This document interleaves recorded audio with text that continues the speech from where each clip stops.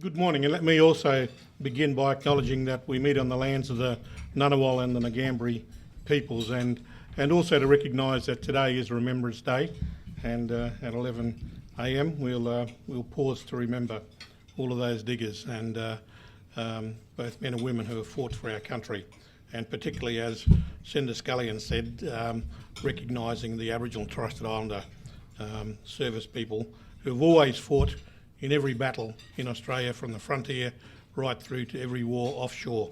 And the ANU through Mick Dodson have done a great report about that, if you ever get the chance. I'd like to recognise all members, senators and other friends present, and I particularly would like to recognise Senator Nigel Scullion for hosting the breakfast, and to really commend you on your words, Nigel, because I think they're so important for us to hear, that there is the bipartisan and multi-party negotiations and support taking place here at the Parliament. Thank you all for joining us this morning over breakfast and for an engagement on remote Australia, about jobs, opportunities, challenges and how to build a sustainable future for our remote regions through research, innovation and community development. Now, we've just seen the video that briefly provided an introduction to Ninti One's mission, objectives and work. And today I'll focus on how our organisation can assist communities, governments, industries and businesses to realise the potential of remote Australia. And when I talk about remote Australia, I'm referring to all population groups, although there is a bias to Aboriginal and Torres Strait Islanders, as we are the populations under continuing pressure to reach equality with other Australians across all social and economic indices. As we have seen in the video, the importance of remote Australia for our nation's economy, security, identity, culture and ecology is undeniable. Remote Australia covers 85% of the country. It's home to the world's oldest living cultures. It makes significant contributions to the national wealth through mining, SMEs, agribusiness and tourism. For example, 60% of the nation's mining ventures operate in remote Australia. And the developing Northern Australia agenda, with that agenda, remote Australia is set to play a greater role into the future. However, remote Australia remains distant from centres of economic and political decision making. It is viewed in terms of extremes, often negatively, rarely in a positive term. And governments and policymakers have generally a poor understanding of the complexities and integrated nature of remote Australia. And this has led not only to unrealised economic opportunities, but to the failure to adequately address the worrying disparities in health, education, employment and social and economic outcomes between remote residents and the rest of the Australian population. Indeed, in general, remote Australians have lower incomes, lower employment rates, lower education and poorer health outcomes than other Australians. And remote Australia continues to face significant challenges in terms of preservation of its environment, planning for climate change impacts and improving people's physical and mental health, well-being and social and economic outcomes, especially in Aboriginal and Torres Strait Islander communities. In short, more work, research, investment, targeted policies and effort are required to build a sustainable future for remote Australia and its peoples. This is why I believe it's important to have a national, independent, not-for-profit organisation with a dedication to research and community development for the benefit of remote Australia and its residents and for the benefit of our nation. Ninti One is fulfilling this role with the support of its partners and stakeholders. Ninti One's main approach is to provide practical responses to the complex issues that drive economic participation in remote Australia. We contribute to the federal government's Closing the Gap agenda of reducing socio-economic inequalities between Indigenous and non-Indigenous Australians. Our work is highly relevant to some of the current government priorities, including the Northern Australian Development Agenda in relation to the understanding of the issues pertaining to remote Northern Australia to assist with policy formation and implementation. And we shouldn't forget that Northern Australia policy agenda goes as far south as Central Australia, and so it's not just the coastal areas of Northern Australia. We do this through the management of the research activities and partnerships of the CRC-REP, research and consultancy services, innovation and community development. Our CRC-REP partners and our research is relevant to all remote residents and communities and has a strong focus on addressing the social and economic challenges confronting Aboriginal and Torres Strait Islander peoples living in remote Australia.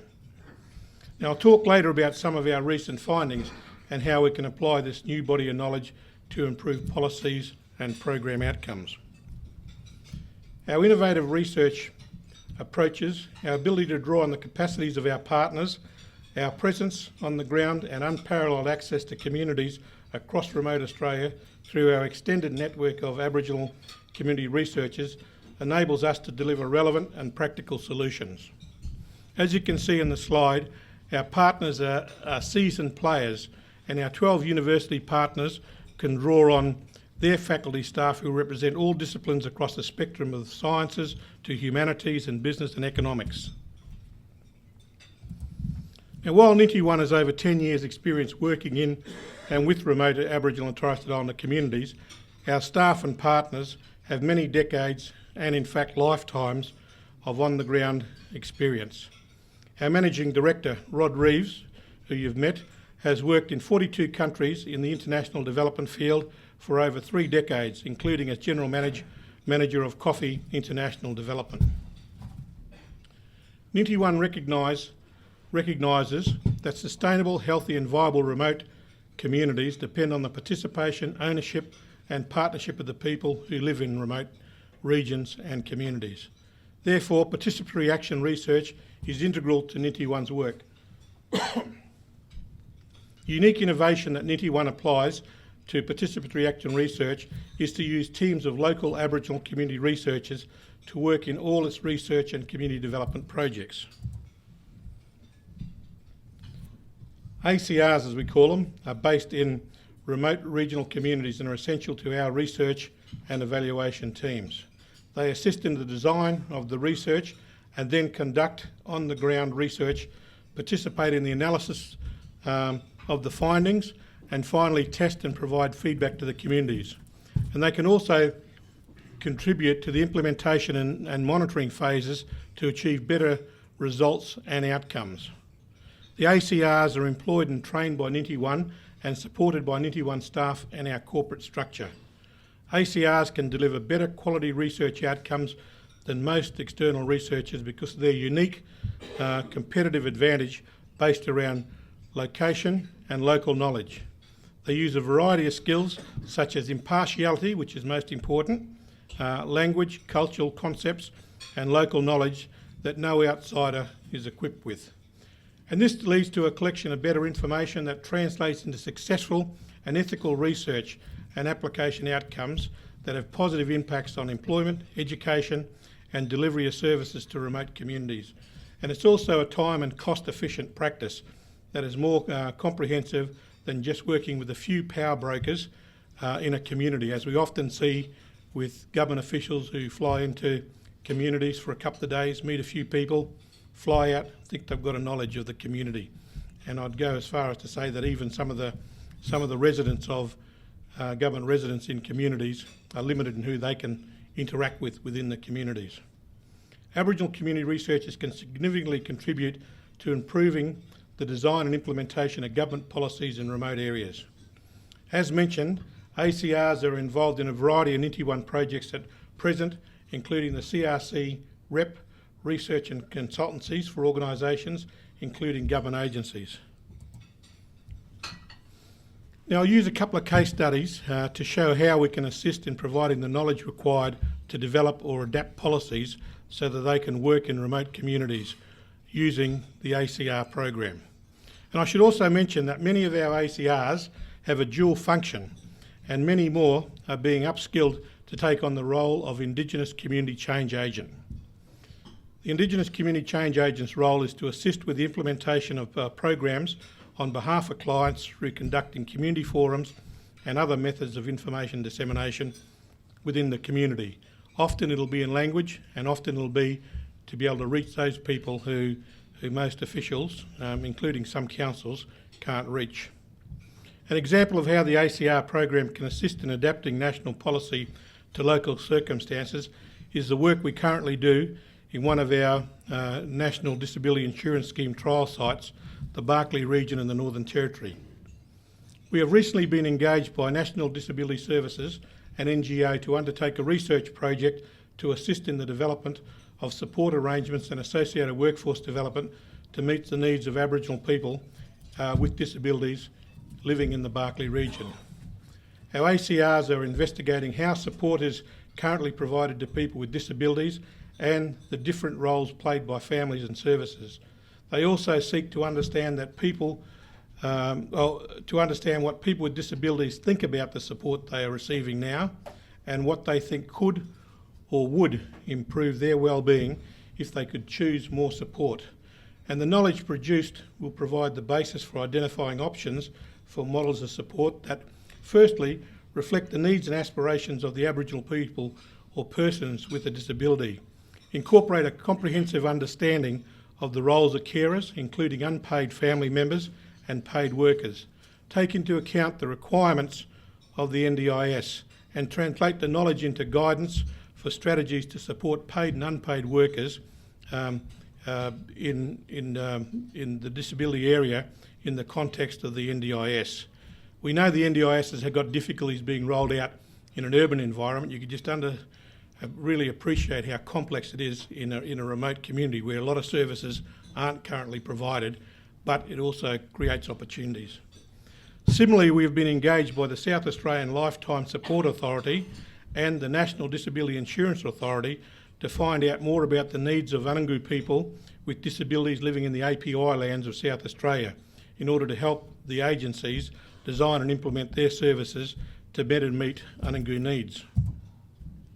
Another example that demonstrates how ACRs can assist in improving service delivery outcomes and foster new initiatives in communities is the work we did at Nataria on safe driving and vehicle safety issues to improve community safety and reduce the number of road accidents and driver-related offences. The ACRs designed, with the assistance of an Ninti One senior researcher, a survey that they conducted in the community. Trends that emerged from the survey included that 61% of survey respondents felt their driving was sometimes less than safe, and that 78% of them would drive when it was unsafe. And a further 46% of respondents felt the car that they drive is not always roadworthy. Now, this trend needed to be considered in light of several facts. Firstly, that there's no mechanical workshop, tyre repair station or access to vehicle tools and equipment at Nataria, and the closest place to go for these repairs and maintenance was Alice Springs, 130 kilometres away. And additionally, at the time, there was no public transport around the community or outstations and no public bus services to Alice Springs. So people were left in a dire situation, and so they took the chance. And that's why our jails are also, heavily populated by people in that situation. The ACRs presented the survey findings to their local reference group, the Wurla Naita, and produced a detailed report. They made the following recommendations. A, investigate how a local driving school at Nataria might be progressed. B, run the driver rehabilitation program at Nataria instead of Alice Springs, where it's currently delivered. And C, investigate how to establish a local garage. Now, this research proved relevant to a community needs and gain full engagement by the community. And with such information, we can improve service delivery, but also stimulate enterprise development. And we do this by empowering and guiding the community to raise the issues like the establishment of the business as a garage in Nataria with the appropriate authorities, be they the government authorities or the IBA or whoever. We've also conducted a similar project in Nataria for our client, who was the Northern Territory Government.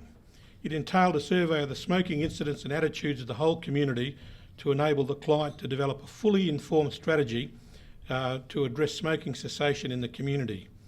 Now, we have the capacity at Ninti One to undertake health-related projects such as the smoking survey across remote Australia on any area of health. Now, the CRC research agenda has a significant focus on increasing Aboriginal economic participation with a number of projects that specifically look at Aboriginal and Torres Strait Islander cultural enterprise development opportunities in the areas of arts, culture, bush foods and tourism. And this agenda aims to develop models and approaches that allows Aboriginal and Torres Strait Islander people to realise the full economic value of their culture in a manner that respects its shared ownership and promotes its maintenance. Our Aboriginal and Torres Strait Islander tourism product project is addressing ways in which Aboriginal and Torres Strait Islander enterprises can become more adaptive to challenging contexts and generate new market opportunities. And our research has shown the value of clustering small Aboriginal and Torres Strait Islander tourism business as well as tailoring tourism to the specific demographics of visitors. Recent analysis of visitor statistics has assisted remote tourism businesses to adapt their offerings to the market trends, which is so important because if you rely just on what is happening in the big smoke, then that is sometimes not relevant, and so a lot of effort can be wasted. And we've in fact done a similar project with the arts industry, and that as well has really helped all the arts sector across the nation to have much more targeted production and sale of their material. We're also developing technologies for the pastoral industry. The CRC-REP Precision Pastoral Management Tool project is developing software that can automatically monitor, analyse and report back on the pasture and cattle performance of the beef producer. Sorry, Bob Catter, you're not here, but you could have heard that one. Now, this technology will be for the first time in the pastoral industry delivering timely and objective data to enable the station manager to make finely tuned management decisions that will increase their production, reduce their costs and deliver an improved profit margin for their business. And this decision-making tool should not only improve profitability for the beef sector, but it should also assist sustainable land management and sector resilience. Ninti One intends to commercialise this software once the research and the development phase is completed. And another focus is the mining sector, which has the potential to underpin the development of localised economies to varying degrees and provide employment and community development outcomes for Aboriginal and Torres Strait Islander peoples. In an environment where companies are having to consider the economics of their fly-in, fly-out workforce, the opportunities of engagement of a local workforce is much enhanced. Finally, the CRC-REP also has a strong focus on improving pathways to employment and enterprise development through education and training. The Remote Education Systems project is investigating how remote education systems can best respond to Aboriginal and Torres Strait Islander community expectations, aspirations and needs. The project aims to find out how remote Aboriginal and Torres Strait Islander communities can get the best benefit from the teaching and learning happening in and out of schools. Now, the top 4 responses by Aboriginal stakeholders living in remote communities are that the main purposes of education in remote communities must be about, and this differs a little bit from maybe what the thinking is in Canberra, but it's about maintaining connection to culture, land and language. Communities being part of what happens at the school, providing pathways to employment and economic participation, being strong in both worlds, both the Western world and the Aboriginal world. The current Northern Australian development agenda creates another huge opportunity for remote Australia and for Aboriginal and Torres Strait Islander peoples living in the region. The future of Northern Australia is inexplicably linked to the future of Aboriginal and Torres Strait Islander people, and the success of the Northern Australian development will depend on how successful we are in increasing Aboriginal and Torres Strait Islander participation in the economy and achieve better health and education outcomes for all remote Australians. Indeed, Aboriginal and Torres Strait Islander people today comprise a major component of the population and land ownership of Northern Australia, more so than most other parts of Australia. We cannot and we must not envisage Northern Australian development without Aboriginal and Torres Strait Islander involvement and without economic development based on population numbers, occupation and ownership of land. We must make this point, we made this point in our various submissions to the development of the white paper. And we've offered some ideas and made some proposals, including how, by focusing on developing local solutions successful policies can be developed to increase remote economic participation and growth in Northern Australia. And we are still keen to discuss and progress them. More recently, we've offered our assistance in the development of the Developing North Australia CRC. Ninti 1 manages the only CRC based and operating throughout Northern Australia. Ninti 1 has acquired expertise that will enhance the operation of a CRC in Northern Australia in many areas. We hope we can continue our fruitful conversations with the Department of Industry, Innovation and Science to explore how we can contribute to the new CRC. In closing, let me reiterate that we are an independent and honest broker that builds and manages collaborations to solve wicked problems, a trusted agent to help negotiate deals and to inform policy and assist with implementation. With current initiatives such as the Northern Australian Development Agenda and Indigenous Advancement Strategy, a holistic approach is required to ensure that the remote and very remote areas of Australia are not left behind. We must avoid the one-size-fits-all approach and develop local solutions which recognise the unique social and environmental local circumstances of communities and are aligned with the residents' needs and aspirations. And this can only be achieved with a whole of systems approach and strong community engagement. Active collaborations between all levels of government and Aboriginal and Torres Strait Islander communities to develop a sustainable plan for improving service delivery, employment, education and safety outcomes in remote communities and areas is essential. Now, I believe this can be achieved by using our ACR and our ICA program. We are committed to continuing our work to better understand the complexities of remote Australia and transform remote knowledge into remote opportunities. So I invite you all to work with us on this to achieve better outcomes for all people living in remote Australia. Thank you.